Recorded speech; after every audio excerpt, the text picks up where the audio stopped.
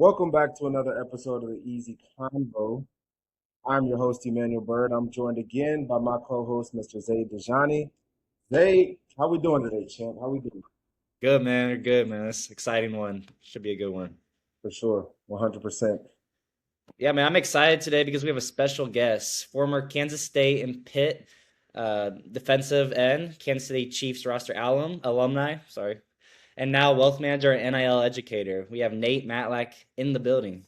Get some snacks. Get some snacks This for is Nate. absolutely Sir. Hey, do it. What's up, fellas? Thanks for having me. Yes, Appreciate sir. you guys. 100%, man. You can already see the excitement. Zaid, he get going, he get excited, he start to, you start fumbling over the words a little bit. He's excited. Nothing Uh, wrong with that. for real. Like Zay said, we're excited today. We have someone on the podcast who has a wonderful journey. We won't read your entire resume of your football career. Played at two universities, very long career. I was looking earlier. Finished one of your season with over 15 tackles, over 5 sacks. Long illustrious football career, experience in the NFL. But now you're working with other athletes, NIL athletes, to help them secure the bag in the most educated and best way possible. So we're excited for the conversation. We're excited to see how you're doing so, how you're going about doing so, and hopefully we can learn something as well through this conversation. And Nate, we hope this is an easy conversation for you, brother. Yes, sir. I'm excited. Yeah, man. Just to start out, we with every conversation, just tell us a little bit about yourself, and where you're from. Yeah, so I'm from Olathe, Kansas. It's right outside of Kansas City. Me and Zayd kind of grew up in the same area. I grew up here my whole life, so I lived here my whole life. I grew up a K-State fan, big K-State fan, football, basketball, everything. I was just all into sports when I was a kid. Any sport you can think of, I was playing. So that kind of led me to my football career. Ended up playing at K-State for 4 years, won a Big 12 championship there, and then kind of had a professional career with the Chiefs. And then, like you guys said, now I'm doing a little bit of wealth management and NIL educator. So 100%, man. And taking a couple steps back here, starting off your when you're a child, you're a young guy.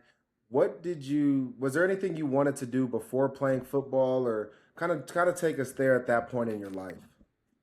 yeah, I mean, 100%. I growing up, I would say my favorite sport was basketball. I loved basketball. It was kind of like it was my first love for sure. Growing up, I definitely thought I was going to be a college basketball player, playing in NBA. I pretty much thought that all the way up until like my freshman year. I was playing on AAU, playing for a couple teams here in Kansas City, doing all the outside training, trying to get better. And then my high school coach was kind of like, "Hey, it's time to you're a football guy." So my first love was definitely basketball. I grew up just loving sports, but that was my main passion. Definitely. I played Nate a couple times in high school. He has some talent on the basketball court for sure. I Nate, was more. I was definitely. If I was a little taller, maybe I could have played, but I wasn't big enough, and I didn't have the guard skills like Zayd had to play at the next level. You even played with Vic a little bit growing up, didn't you? Is that who you Yep, played with in like yep. middle I school? trained with Vic in I think it was like the end of my eighth grade, freshman year, a little bit. No, I think it was just my freshman year was my last year training with him. But I mean, to be honest, Vic, I can't thank him enough. He brought a ton of confidence to me as a person, to be honest. I mean, he definitely put us through some really tough workouts and it kind of changed me as a person. But then it translated to all the other sports I played, anything. I mean, I really appreciate him. Just want to give him a shout out, honestly. Man, shout out Vic, man. That's shout out Yeah, good. to shout out Vic. Nate, what was your game like, bro? Was you like a drop step, you know what I'm saying, jump hook? Was you in the paint screen setter? Like what was your game like when you was out there playing? Yeah, I was definitely more of the like drop step. I mean, maybe like a little like shimmy fade. Like that was my game. I really wanted to transition and being more of a guard. I'm only like 6'5". I'm like, hey, I know I'm not going to be a big man in the college career. So I was like, I need to get more guard skills. That's why I started training with Vic. Was that original reason?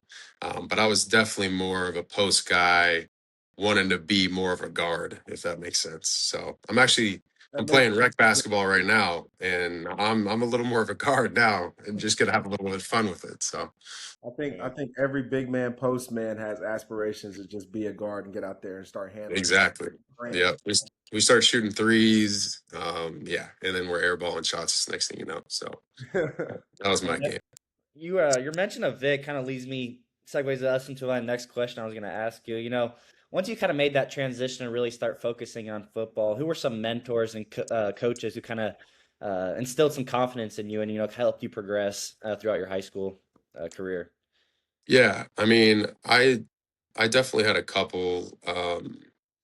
I'd say like starting out, I mean, Vic 100%, he helped me a lot. And then second was kind of like what I was talking about earlier with my high school coach. He kind of would always hint at me and be like, "Hey, you got some talent, like you could play at the next level." But I didn't believe him. I was just full basketball. Like that's all I cared about. And then I kind of started seeing some success on the field, and I started to realize like kind of what he was saying. And but yeah, my high school football coach, head football coach Jesse Owen, he's now the coach at Gardner. He's having a ton of success down there. He's won a couple state championships now. He helped me a lot. He changed my career. He would bring me in when colleges would come through the high school. He would bring me in for those meetings. Like he really set me up for success. So I mean, out of all of my coaches, I mean, every one of them helped me in some way. Coach Ash, he uh he helped me in track and football. He played at Nebraska, so he gave me a lot of tips. He was also a financial advisor, which kind of pushed me into this career a little bit too. So yeah, all my coaches along the way helped me out, but those two kind of stick out. You mentioned like your freshman year, kind of seeing that transition of okay, I'm going from playing basketball, putting my all my eggs in one basket per se to basketball to now, okay, I'm gonna try this football thing. I'm gonna go full throttle with this football thing. Was there another moment in your life in that middle school to high school range of okay, this is that moment where this is what I'm called to do. This being on this field is what I'm meant to be doing. Yeah, I mean, I always had like success in football in middle school. I mean, I think back at times when it was like seventh grade versus eighth grade, and I'm in seventh grade, like kind of balling on the eighth graders, and our middle school coaches were like you could tell they're a little shocked. They're talking to my dad after they're trying to hype me up, but I would try to stay humble as much as I could. But I would say like my sophomore year of high school was kind of the eye-opening moment, I'd say, when I think it was like my first game of like I think it was my second start of my sophomore year. I had like 3 sacks in that game, and that's kind of when I was like, okay, I probably have a better chance at this than basketball. So I would say that was probably the eye-opening moment, 100%. Definitely. And kind of when did you start getting, notice and recruiting? When did your kind of recruitment for football really start? Was it your sophomore, junior year of high school, or kind of when was it? Yeah, I mean, I would say I had to kind of work for it a little bit. Sophomore year, I maybe got a little bit. I get a mail or a letter in the mail here and there. But we know those don't mean anything. Everybody's getting those. But at the time, you're like super excited because you're like, hey, I just got a letter from who knows, Mid American Nazarene, like right down the street from me. Um, but yeah, I I don't know. I'm trying to think. I think probably my junior year was when things started to pick up. Me and my dad traveled basically all over the country, going to from camp to camp. We were going to K State camp, KU camp. We went to Arkansas. We went to Nebraska. We went to Iowa State. We kind of just did that camp circuit. That's kind of the way I was told and how you get recruited. Coaches came in, talked to me. They're like, "Hey, we like your tape, but we need to see you in person." So I was like, "Okay, I got to go prove it." So I went to those camps. It was definitely a grind. It was every weekend. We're driving all over the country, but it ended up paying off. And I think I started seeing some offers kind of after that summer after my sophomore year. I think I got my first offer from Kansas State, where I ended up going in November of my junior year. So it's kind of like a dream come true offer. That was my first one, and then things started picking up from there. So Yeah, receiving that Kansas State offer, like your first offer, big time offer as an athlete, like was that when you got that offer, was that like a shoe-in decision? Like, man, all right, I'm gonna see what else comes, but I'm probably gonna go to K-State, or was there some decision making that went into that process of you deciding to go to K-State? Yeah, I mean, it was kind of a dream come true, to be honest, to get an offer from K State. Like I said, I grew up a K State fan, like big time. I love Coach Klein, who's now the head coach there. He was like my favorite player growing up. So it was big to get that offer. And they actually I went to the K State versus KU game. And that's when I got the offer on the field. So it was even bigger for me, Kansas kid, K State versus KU. So they definitely lined it up right. But I definitely considered my options, I'd say. Probably not as long as most people do, but I went to a spring practice and I just was around the guys, around the team, saw the facilities, was hanging out with the coaches, and I was like, this is for me. Like, this is the place I want to be. And so I just randomly just was like, hey, Dad, I think I'm just going to commit here. Like, this is where I want to play. So it was I think none of the coaches were expecting it. So I just went up there and told them, and they were all just shocked. But that was a cool moment when I ended up committing. Definitely. And you make that transition from high school football to, playing in the Big 12. What was that transition like for you? It was a big jump. I mean, I don't know. I was probably like 205 coming out of high school. I think I got up to like 225 by the time I got there. The weight was a big issue for me. I couldn't keep on weight, couldn't gain weight.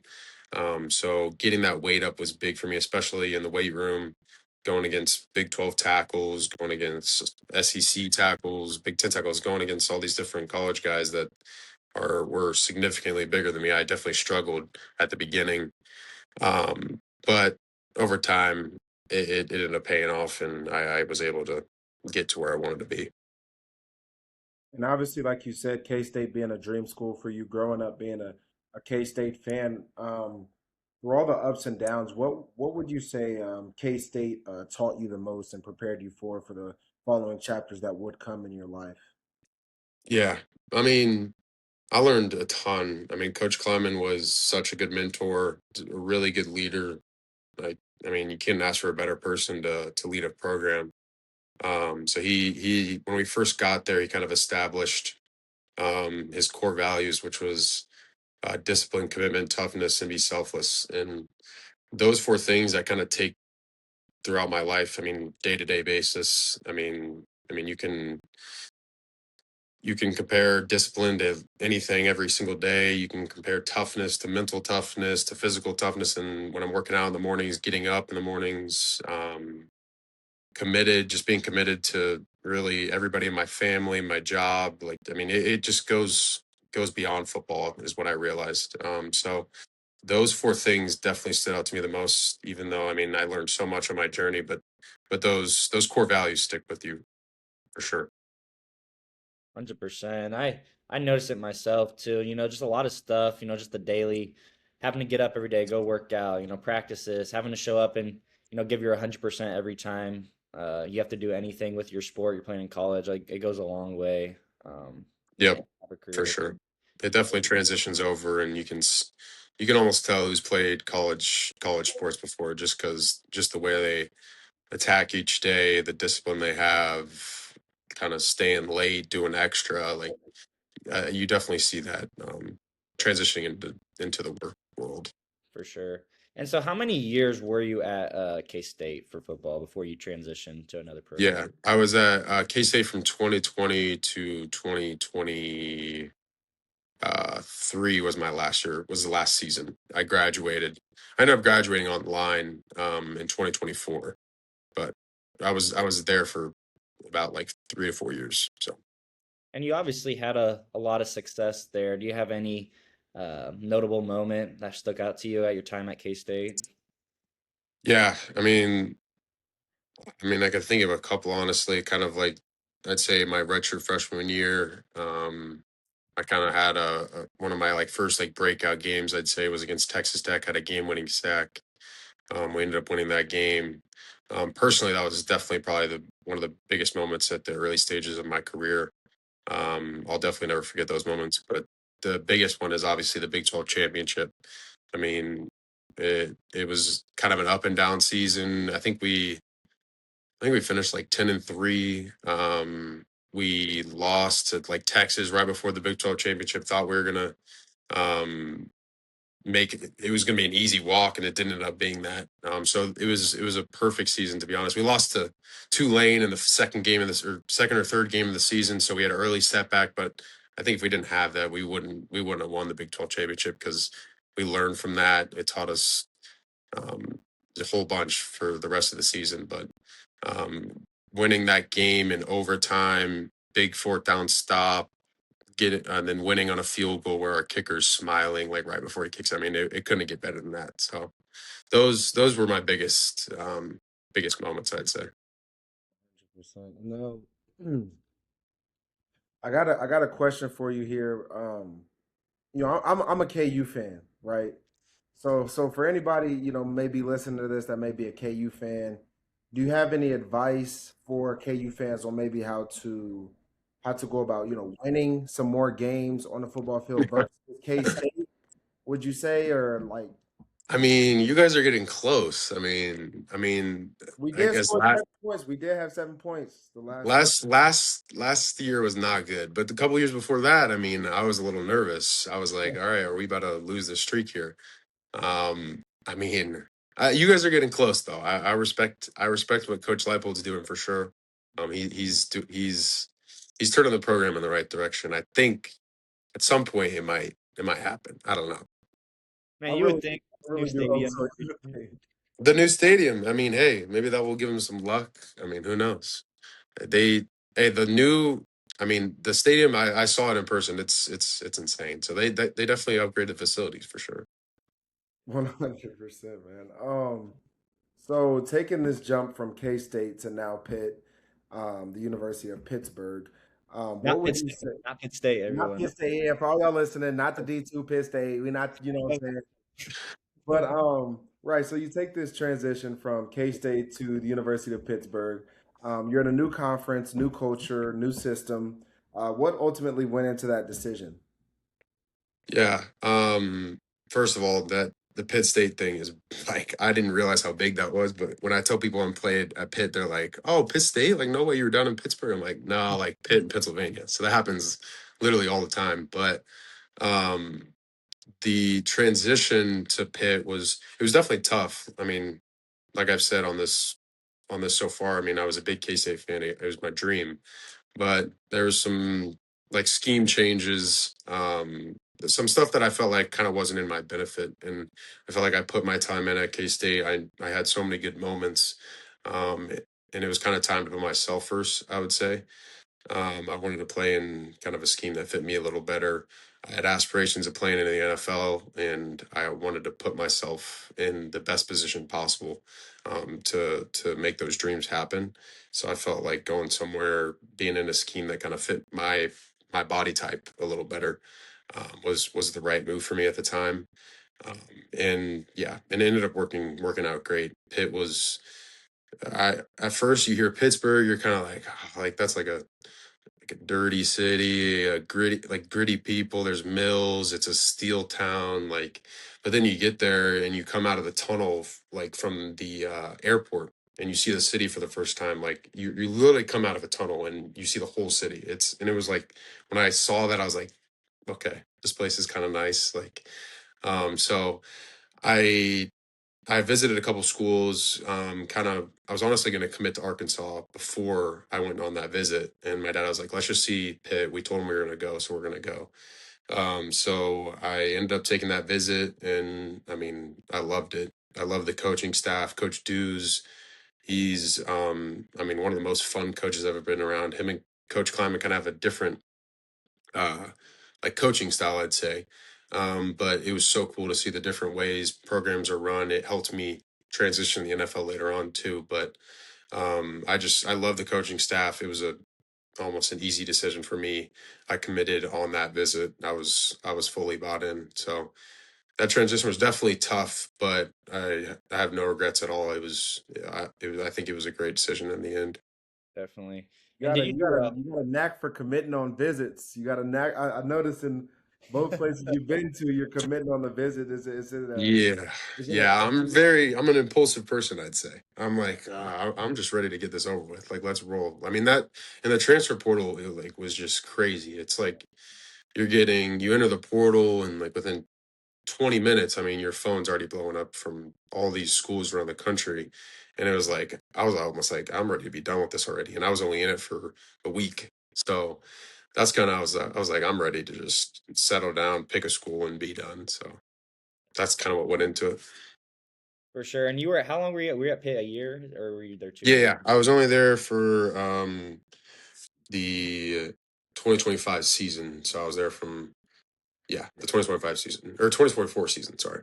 Nice. And that was just like your grad year because you said you graduated from K State. Yeah, yeah. So I hadn't graduated, which is, you guys might know, is an issue when you transfer. I mean, because you can lose credits, so they had to make some things work for me, definitely. So I was taking classes through K-State online while I was taking classes at Pitt at the same time. So I was kind of doing college through two schools, which I didn't honestly even know was possible. And so I was grateful for them to allow me to still graduate from K-State because I was super close. My degree was personal financial planning, so it's pretty specific, and they don't have it at a lot of schools. So I was like, hey, I really want to graduate from K-State. Like, I respect that school. I want to be an alum from there. Um, so so yeah, that 2024 year, um, I graduated from K-State when I was at Pitt. Looking back at Pitt and your time there, what's one either moment or something that stuck with you, either into your transition to your time when you did some time in the NFL or just into what you're doing now? What's something from Pitt that's kind of stuck with you? I mean, there's probably a whole bunch of things. I mean, I'd say kind of Coach Dew's saying, I feel like, was always we before me. I mean, that was big. Just putting others before yourself. I mean, you can apply that to literally anything in life. Your family, your friends, someone random on the street, your work. Like, I mean, I thought that was a good saying. It's a pretty common saying, but I mean, it definitely stuck with me. He said it a lot. So just taking that into life definitely was probably the one of the main things I took from my time at Pitt.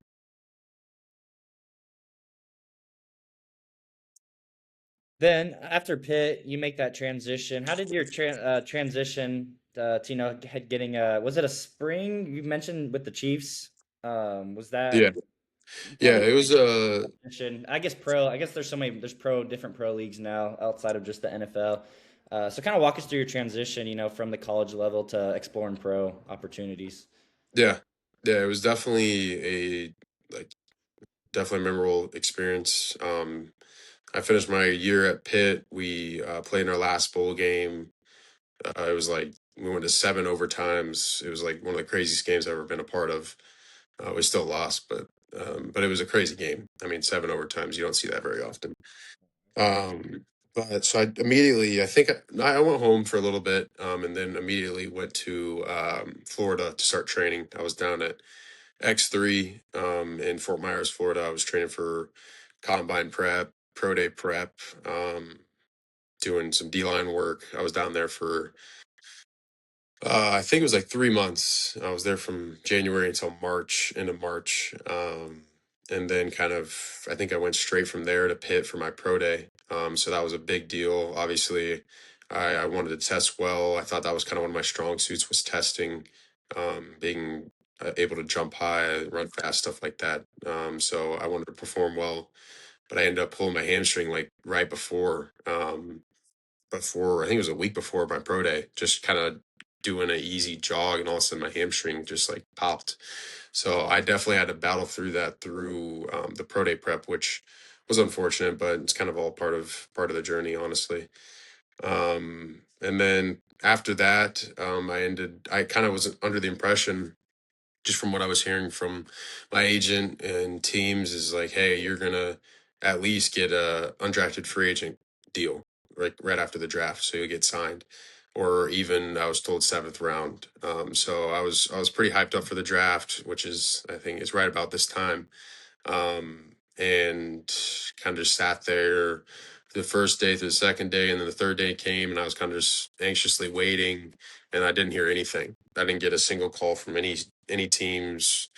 I think it was probably like 20 minutes after the draft, I got a call from my agent, and he told me he we got 2 mini camp invites, which if anyone's familiar with that, it's really kind of like a tryout for the team. And honestly, sometimes they're kind of just given out by NFL coaches as just helping a guy out. So it's tough to make teams from mini camp. So it's definitely a grind. Um, but yeah, I ended up going to the Chiefs one. Did pretty well. Got a lot of good feedback from the coaches. Got brought in after. They kind of told me I was going to get signed the next day, and then the next day came around and they're like, "Hey, we're not going to sign you. Just stay ready." So that's kind of what I did. I did go to Steelers mini camp too. After that, same thing, same deal. They're like, "Hey, just stay ready. If anyone gets hurt, we'll give you a call." So I was kind of sitting around waiting. That was in May, and I didn't hear anything till like June. June came around. I still hadn't heard anything. I was like, I got to get a job. So I started delivery driving for Amazon because I was like, I need to do something. Um, and then did that until pretty much July. And then I was in my Amazon truck and I got a text from my agent. And he's like, "Hey, I think the Chiefs are going to sign you." And I was like, "What?" Like, it was just out of nowhere. It was all the way in August. But yeah, so I got that text and I was like, all right, it's time to go. And I think it was either the day of, I went and did a workout in St. Joe at where they train at, or the training camp's at. And then got signed right after that. And then ended up playing there for, I think it was about a month. I was there. Finished training camp, did a little bit of the first weeks of the preseason, played in 2 preseason games, and then yeah, and that was kind of the end. I ended up getting cut after that, but that's kind of the story about the NFL journey. 100%, man. I'm glad you touched on like that summer and what that realistically looks like, because I feel like a lot of people take this misconception of like they'll see, we post this and stuff, and they'll see the conversation. They'll be like, "Oh, he played in the NFL. He played at K State, got drafted, went to the NFL, and had a crazy career." But like, no, the journey is in the fact of you had to continue to stay ready. You had to continue to work yourself to a point where you're like, all right, like this can happen, but there's also a process that I have to go through to make it happen. And I would say my question for you is, what level of professionalism did you learn from that process? And then when you actually got there to the Chiefs and played through the preseason and things like that, when now you're around some of those Chiefs players, what level of professionalism did you learn from yourself and then also from some of those guys? A ton. I mean, the NFL's a whole different game. I mean, everyone you're around is top level talent, top level people. Like, I mean, everyone, it's their job. So I mean, it was a big transition and an eye-opening experience to see kind of the way people go about things, seeing Chris Jones, his process, seeing kind of how other guys on the D line did things and trying to replicate what they did. I realized that it's just a whole different game in the NFL. So it was definitely a cool experience. Got to learn from a bunch of guys, learn from some of the people that I kind of grew up watching. So it was awesome. You seen Pat Mahomes? He was cool. I did, yeah. Pat was cool. Pat, he was down to earth. He introduced himself to me. I mean, everyone was super cool. It was it was it was awesome. Yeah. You mentioned you played in 2 preseason games. Kind of what was that experience like for you, and what was like the biggest difference you noticed like in the game from the college level to the pro level? Was it the speed, the size of the people you were playing against? Just kind of walk me Yeah, through. I mean, everybody you're going against is the best players in college. So I mean, you're going against all the best guys. I went against some of the best tackles I played in college. I went against in the preseason game. So it was way different. I would say honestly, some of the big differences I saw was even in practice, going against like the Chiefs tackles, going against Jawan Taylor, going against um, Trey Smith, going against Creed Humphrey. Like those guys, like different. I mean, I was like, I don't know if I'm meant to be at this level because they were all just massive humans. They were, yeah, it was definitely an eye opening experience. But those are probably the biggest things I saw was just the game speed, how fast everyone moved and played. Like you in college, you'd see a slow tackle here and there. You can't really get out of a stance, and that was not the case. Jawan Taylor, I mean, as we know, if we're Chiefs fans, I mean, he's jumping the snap every play. Like it was just a whole different ball game. I was super impressed just with how much different it is. Definitely. After that preseason stint, you now have a decision in front of you. Okay, it's a transition period in my life once again, and now you find yourself in the lane you're in of wealth management and NIL educator.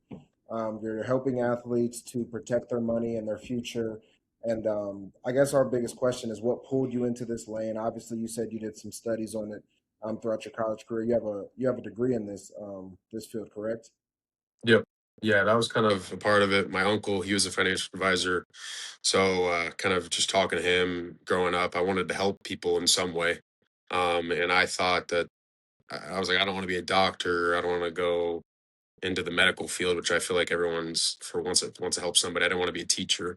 And I was like, I want to do something I can help people. And I thought that was a really good way to do that. It's a really relational business. So you're talking to people all the time, which I enjoyed. But yeah, I got a degree, personal financial planning at K State, and just had a kind of a lot of mentors along the way that persuaded me to go that route, and that's kind of how I ended up there. Definitely. And what was the moment like football wise? Was it after your time with the Chiefs? They're like, okay, I think my football career, I'm gonna hang it up for now and start focusing on wealth management, NIL stuff. Or do you still have some aspirations to still do some football stuff after that time? Or kind of walk us through that? Yeah, I kind of realized I had a recent stint with in the UFL with the Louisville Kings, played for them just for a couple of weeks and ended up getting cut. And that was kind of the point where I kind of decided I'm done playing at this point. And I'm comfortable with saying that too. I kind of enjoy what I'm doing. I got a little hint of the work world after my Chiefs stint and in between the UFL. So I enjoyed what I was doing at the time. And I still do. I love it. So it sometimes college athletes and athletes in general have trouble finding an identity outside of sports, and I feel like I did have an identity outside of sports. And that's what made the decision to be like, hey, I think I'm done a lot easier, I'd say. Definitely. I think it's underrated thing a lot of athletes go through is making that transition from, being a college athlete, being a pro athlete, being used to playing in front a bunch of people, being that guy on campus to, going to work a job in an office. And I think a lot of people struggle kind of with that identity shift from being that athlete to in the work corporate world. Yeah, it's definitely a tough transition. I mean, you just got to kind of find what you love to do, which is hard right away when you've been focused on football for so long, or basketball, or whatever sport you're playing. But I feel like once you find that passion, you can kind of put that competitive edge into your now job and your profession, and what's going to make you money at the end of the day. So I definitely use those competitive drive every day when I'm trying to build my business that I'm running now. When you're working with these young athletes, what would you say when you're talking to them is some of the biggest misconceptions that they have about their money?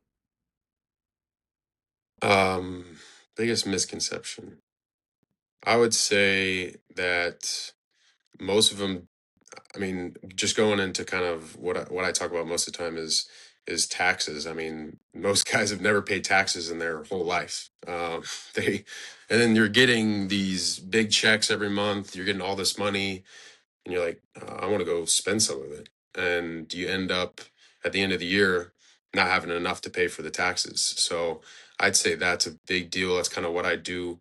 A little bit with my athletes is make sure that, hey, we're going to take a little bit out of our monthly checks and put it into like a high yield savings account to where at the end of the year we know we're covered on taxes. So in going through it personally, as I was a part of the NIL era too. I saw it firsthand. I saw some of my old teammates be like, "I'm not going to pay taxes." I'm like, "That's not how it works. The IRS is going to come for you." And so yeah, just that I would say is probably the main thing. Mhm. Definitely. I was gonna touch on a little more. You mentioned you played in the NIL era in college. What were some experiences? You mentioned the tax part. Was there some other experiences for you, like throughout your college career, that you noticed, like, okay, I see my teammates are getting paid a lot of money, or I'm getting paid a lot of money, and a lot of these young kids just don't know how to handle this money they're getting. Was there some experiences for you that kind of was like, okay, this is something I want to go into to help these type of people? Yeah, yeah. I mean, I knew. I mean, I wanted to help people in some way, and I just saw it as a good opportunity. I mean, I saw guys struggling um, with just. I mean, no one's had this much money in their life, so it's easy to spend it quick. Like it can go just like that. So I saw that, and I saw it as an opportunity to just help guys, just be in their corner. I know a lot when I was a player, I would have loved to have a financial advisor, someone helping me out because I'd probably have maybe a little bit more money myself, even right now, if I would have had someone like that. So I think that's kind of what pushed me to it was just seeing it firsthand, hearing stories, hearing guys with that made 250 grand in college and now they're 1 year out of college and they had none of that left. I mean, you can really set yourself up for the future with this money that you're getting now, and that's kind of just what I'm trying to help guys out with if I can. If you could give one piece of advice to, let's just put it more personal and say to your 18-year-old self, if you could give one piece of advice to your 18-year-old self about the NIL checks and money that you're about to step into, what would it be? I would say you got to put something away every month. I mean, I think if you just have a separate account, even just not just in your checking account, something that you can put a little bit away and be like, hey, I'm not going to touch this money for at least for a year, and just let it sit there and realize that hey, I can spend just a little bit of my check and be completely fine, buy the things I want, help my family out, stuff like that, without even in touching that percentage that you're putting away. So, just kind of making that split up, it helps a ton. It helped me a ton. I did the exact same thing. I would take a little bit of my check and put it away into some investments every month, and I'm glad I did that in the end. Definitely. And your overall opinion on NIL, do you think it's good for college sports, it's negative for college sports, or you're just kind of middle ground on that? I think it's 100% good for college sports. I'd say you can't treat college football with like it's a business and then not play the people that are bringing in the business.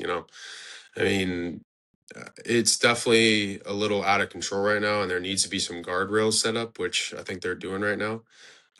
But I would definitely say that it needed to happen. I mean, players need to be paid. As we can see, I mean, a lot of guys are making a lot of money. It's kind of what they deserved. I mean, they're bringing all this money to colleges, all of that revenue, which is now being shared, which I think was the right move. I think once they get the guardrails in place, get the rules in place, get the transfer portal cleaned up a little bit, I think it'll be in a good spot after that. What would you say separates the athletes who look to build their wealth versus the ones who look to immediately just lose it? I mean, just setting yourself up for the future. I mean, all of us are like, hey, I'm playing college football, I'm playing college basketball, I'm playing college baseball, whatever sport you're playing, and and you think, hey, I'm playing at the next level, 100%. I'm going to play in the NFL. I'm going to play in the NBA. Like, and you're not thinking about after that, like what does life look like after football, after basketball, after any sport. And I'd say that's what separates guys when they have that mindset of hey, this money could last me for a really long time after I'm done playing. That's the biggest gap I'd say between those guys. Definitely. And what would you be like your advice to these people receiving, you know, a ton of money, especially in football and a high level basketball? And some of these athletes are getting up to, in the millions. Man, Um, like Floyd Badunga. You don't need 5 million, bro. Just rock with us. Like, can you tell Yeah. Floyd like rock with us? Like, It, please. it's, I mean, some of the numbers that are being thrown are kind of crazy. It's definitely tough. I mean, guys are making NFL money or NBA money. I mean, they're making pro level money in college. So I would say you need to be structured like an NBA or a pro player. You need to have a good team around you. You need to have a good agent. You need to have a good financial advisor. You need to have a good CPA. If once you build that team around you that can take that burden off you and let you just go play, like you need to treat yourself like a pro when you're getting paid like a pro. That's 100%.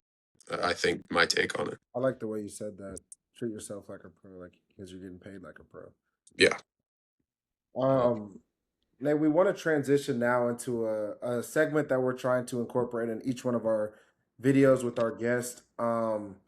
Typically it's looked like a this or that, or it's looked like a couple different things for a couple different guests. But for you specifically today, we have the easy choice. We want to give you an opportunity to educate the listeners on obviously finances and the NIL landscape that is today. So we've got 4 questions for you, and I want you to look at them from a standpoint of an educator as you are. So all we're asking is that you make the easy choice. What would you say is the biggest misconception that not the NIL athletes have, but that people looking at these NIL athletes have about them? tough question. That's a tough one. That is a tough question. I'm gonna have one off the top. Um, the biggest misconception that people outside of sports have about the athletes themselves. Yeah. Um, I'd say I would say you'd be surprised, like for myself, honestly. Like, transferring, I had a lot of people being like you transferring for NIL money. Like, that definitely is the case in some some certain state, like maybe Florida Badunga. We don't know, Yeah, like I but said, there are some guys out there like me that were actually, hey, I'm trying to be in a better fit. So it's not always about money. It's definitely getting a little bit out of hand right now. But I would say there's definitely a decent amount of guys out there that, hey, they're not transferring because they just want more money. They want to be in a better position. They want to be coached better. There's a lot of different situations that fans just assume is a money issue when it's not. So I'd say to have a little bit more of an open mind, even though it's hard with all the media pushing all these big numbers being thrown out. next question I have for you is obviously you touched on earlier a little bit about how you separated your identity from moving from football to now being a financial literacy educator and things of that nature. How would you go about helping? How do you go about helping athletes separate their identity from their income? Yeah. I I would say just like going back to kind of what I talked about earlier with the like treating yourself like a pro. I think you really have to have I don't know if this is really on the topic, but just having that good team around you, that really separates yourself, I'd say, from others. I don't know if it's more of identity, but putting those burdens on other people and rather so you can just focus on your career. I would say that that's probably one of the biggest things. I don't know if that really answers the question, but I was gonna add to that. Do you think like a lot of athletes right now they're trusting the wrong people per se with their money? I would say so. Unfortunately, there's a lot of not so good financial advisors out there that aren't giving the best advice. They're kind of doing what's not best in their client's interest and more of what's best in their interest. So you see that a lot in the agent space. You see that a lot in the financial advisor space. So you really have to vet the person that you're going with and make sure, hey, this guy has a background in finance. This guy is has a background in working with players as an agent. So I was just saying, really, really do your research on your guys because there are guys out there that aren't qualified to be doing this type of work, and you got to be careful who you're giving your money to, or who you're putting your career in someone's hands. And my final question for you is, how do you help athletes think long term with their finances rather than short term? I think going back to kind of what I said earlier about just, I mean, creating a plan for creating really just two different plans. Like, hey, let's create that plan where you do make it to the NFL. Like, let's see what that looks like. Let's see when you're playing a professional sport. Let's look at what that looks like. But then also creating that plan for, here, this is what it looks like if you don't make it. Like, just knowing both of those plans and how they look, it kind of puts a different perspective in some of the athletes' minds in, hey, there is a big difference. So I do have to be careful and kind of utilize this money that I'm getting now. So it sets me up drastically in the future, compared to just someone normally coming out of college with no money. I mean, when you're making hundreds of thousands of dollars, I mean, you invest that in the market. I mean, by the time you're 65, you're going to be a multi millionaire if you do it right. But if you don't do it right, you're going to end up with zero.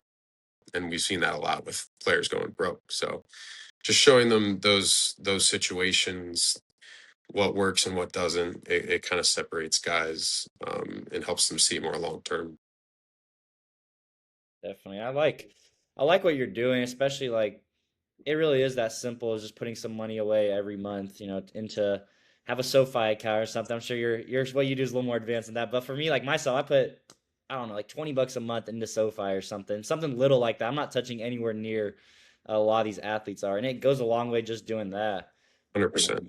I think even if you put like, there's a certain, I forgot what the math is exactly, but if you put like $100 away a month and you start at 20, and by the time you're 65, you're gonna have $1 million. Don't quote me on that math, but you're close. I mean, it's the power of compounding is big, and that's getting that across the guys. And once they realize that and they see that big number at the end, it definitely helps, um, change their mindset a little bit more. So you're Definitely. doing the right things, Aid. Yeah.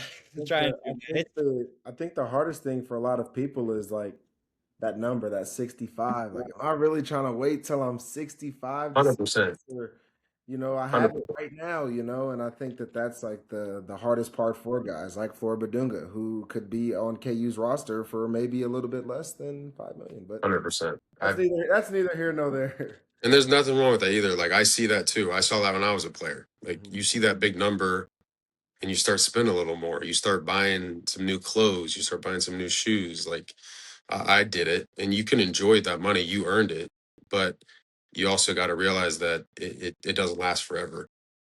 So I think just putting guys in different strategies to, hey, let's put a little bit away for later on in life, but let's also invest some money right now. And hey, you can touch this whenever you want. You can spend this whenever you want. But let's also have that other bucket where we're putting it away for later on in life. That usually gets across to guys most times. Definitely. I really like that part NIL because you have a lot of these college dudes not coming from, too much. They're coming from poor areas, poor neighborhoods. And if they make this money in college, say not go to the NFL, not have a pro career, like he's saying, like you're showing, like they can really set themselves up financially after college. 100%. Yeah. And it's definitely hard. I mean, it was hard for me. It's hard for everybody to put that money away and not have it in your pocket. Like, it's a little, I mean, it's a tough situation for anybody, even if you're not an athlete. So just helping guys understand it, like you guys have been saying, educating them on it, financial literacy, just helping them understand it, is one of the biggest things I say, and for all these college athletes right now. Definitely. And for anyone that wants to get in contact with you or do any work with you in this realm, you want to take a chance to, plug yourself real fast and where you work at? Yeah. Yeah. So I work for Keating. We're a company out of Manhattan, Kansas. We have about 3 billion in assets under management. Um, we've been a company for 51 years, so long time. We do investments, we do tax strategies, we do retirement planning, we'll do financial plans. We kind of do. We're definitely a holistic firm that does everything. So if anyone wants to get in contact with me, just reach out to me through Instagram. It's just Nate Matlack, Matlack, and yeah, just shoot me a DM on there if anyone needs anything. 100%. Make sure you tap in with Nate. Get your Stop money playing. right. Get your money right with Nate. Stop playing. Why Nate, get not? your money good. Appreciate you guys. No, 100%. definitely. I had one more question I thought of before we wrap up here. It's a debate you see a lot of the time, and you obviously played some basketball, you played some football. People say like there's some high level hoopers in the NFL, like dudes that can really hoop. And people are like, okay, what would be an easier transition? Those NFL guys to the NBA, or some of these NBA guys like LeBron, or I'm trying to think of another NBA guy that might be an easy. Like Jimmy Butler, Yeah, someone like that transition. Zion. Zion Zion. transitioning to play football. We always have this debate, me and my roommates. I I think I'm assuming I'm with your guys' opinion on that it would be harder for an MB or NFL player to transition to the NBA. I mean, the skills you have to play in the NBA is like crazy different than the NFL. Like there's a reason that most guys that don't make it in basketball go play football because you just got to be athletic. There's definitely some skill that's involved, but I mean, the NBA is a whole different level. Those guys are one of the best, some of the most athletic guys in the world. They have been playing year-round basketball for their entire lives. So I think 100% that it's harder to transition from the NFL to the NBA than the opposite. I'm with you guys. I'm assuming. Yeah, no, No, I agree. I agree. that's where I Yeah. stand on it though. But I mean, like a guy like LeBron, hypothetically, let's say he just no training, just hop on a football field, and you just tell him to go run a route. Is LeBron getting some catches on a football field or? I mean, I would think so. I mean, like if he had a block like Miles Garrett, he's cooked. But like if he had to go run a route, I mean, I've seen him run routes in high school. I mean, I'm assuming he's got it in him still. I mean, he's 41, but You said he um, did yesterday. He hit the little. he's got it still. He does. He could play for 5 more years. It looks like. I mean, Yeah. but I think it could transition. I mean, there's 100%. I think some NBA players that could run some crazy routes just with the change of direction you guys have. Like, I think it transitions way better from going from NFL to NBA. Glad we can agree on that. I know some football guys. That's a touchy subject for. They don't. Yeah, I mean, I can kind of see both people's. I mean, the physicality part of football. I mean, yeah, you guys probably don't have that as much, but skill positions. Hey, you run a route, you got to block kind of. I mean, you're probably good. You got anything else, man, to close up the episode? Any questions or comments? No more questions, man. I just want to say, Nate, we obviously appreciate you for coming on, man. We appreciate the um, education that you've given to us on financial literacy and how people can reach you on um, going about learning more and partnering with you and things like that. And definitely enjoyed hearing about your story and things like that and your journey throughout your football career. I enjoyed my time in the conversation. I hope you did as well. Yep, I did. I really appreciate you guys. I'm glad we got connected and got to hop on the pod because I've been seeing the clips. You guys are rolling. So I'm praying for good success for you guys. Appreciate that, man. Yeah, we'll definitely have some good clips from this one and some advice for to put out there for athletes coming straight from 100%. Nate. So 100%. we appreciate it. Make sure everyone listening taps in with Nate. Go get your money right. This Get is the your guy. money right. Stop playing with yourself. Go get your money right. This is the guy to do it with. For everyone else listening, make sure you like, comment, share, and we'll be back next time. Appreciate it, Nate. Thank you guys. Appreciate it.